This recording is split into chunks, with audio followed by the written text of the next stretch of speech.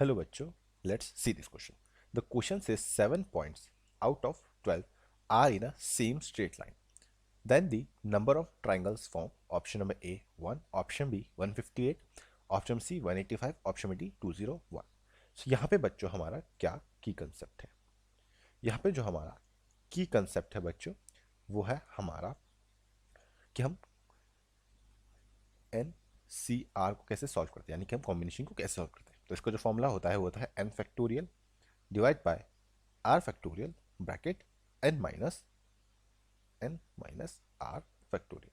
यहाँ पे जो हमारा सेकंड की कंसेप्ट है वो है अगर हमें कभी एन सी वन दिया गया हो तो इसका जो डायरेक्ट फॉर्मूला होता है वो होता है एन बच्चों.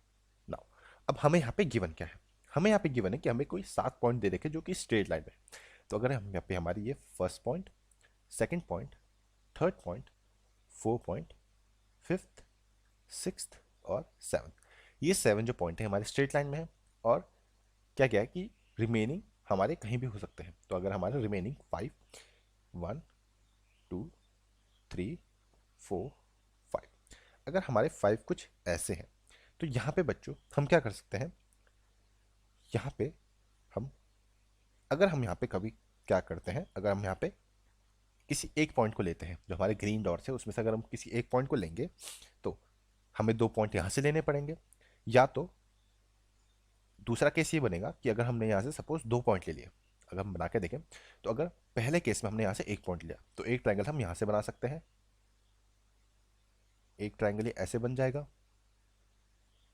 तो ये केस हो जाएगा. एक केस अगर हमने यहाँ से 2 पॉइंट ले लिए तो 2 पॉइंट जैसे हमने ये 2 पॉइंट ले लिए तो एक केस ये बन जाएगा हमारा. और एक केस जिसमें हमने यहाँ से 7 में से कोई भी एक पॉइंट नहीं लिया तो वो क्या बन जाएगा? वो हमारा कुछ इस तरीके से बन जाएगा.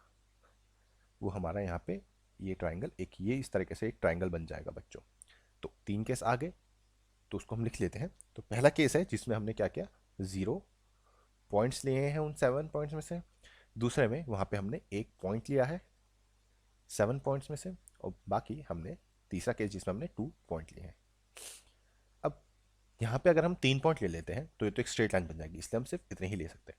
तो इसका क्या होगा? 0 पॉइंट का क्या होगा? ये हो जाएगा हमने उन 5 पॉइंट्स में से कोई 3 पॉइंट ले लेंगे, क्योंकि 0 लेंगे तो तीनों यहीं बनेंगे.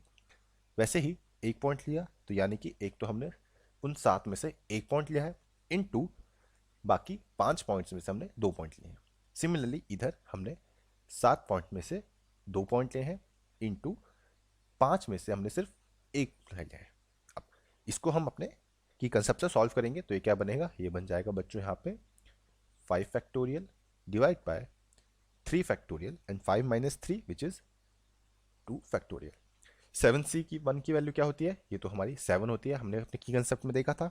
और ये हो जाएगा यहाँ पे 5 factorial 2 factorial into 3 factorial. Again यहाँ पे आएगा 7 factorial divide by 2 factorial into 5 factorial. और 5c1 का हमने की कंसेप्ट में देखा था, ये हो जाएगा हमारा बच्चों यहाँ पे 5. तो ये हमारा यहाँ पे 5 हो जाएगा. नाउ इसको फर्दर सॉल्व करेंगे तो ये होगा यहाँ पे 5 इंटू 4 इंटू 3 फैक्टोरियल तक divide by 3 factorial into 2. 7 into 5 into 4 into 3 divide by 2 into 1 to 3 factorial. यहाँ पे 7 into 6 into 5 factorial divide by 2 into 5 factorial into 5. यहाँ से बच्चों क्या होगा? 3 फैक्टोरियल से 3 फैक्टोरियल, 2 1 ज़ा 2 2 ज़ा, 3 फैक्टोरियल से 3 फैक्टोरियल 2 2 ज़ा एंड 5 फैक्टोरियल से 5 फैक्टोरियल और 2 3 ज़ा. तो यहाँ पे क्या बनेगा? ये हो जाएगा हमारा यहाँ पे बच्चों 5 2 ज़ा 10 प्लस 7 10 ज़ा 70 एंड प्लस यहाँ पे आएगा 105. तो इसको प्लस करेंगे तो 10 plus 70 which is 80 and 80 0 plus 105 तो ये होगा 185. यही बच्चों हमारा यहाँ पे फाइनल आंसर होगा. और अगर हम ऑप्शन में देखें तो हमारा ऑप्शन नंबर सी जो है वो हमारा करेक्ट ऑप्शन होगा. और ये आंसर में फाइंड किया है बाय यूजिंग आर की concept which is formula of NCR. Hope बच्चों आपको ये क्वेश्चन समझ आया होगा एंड बेस्ट ऑफ लक.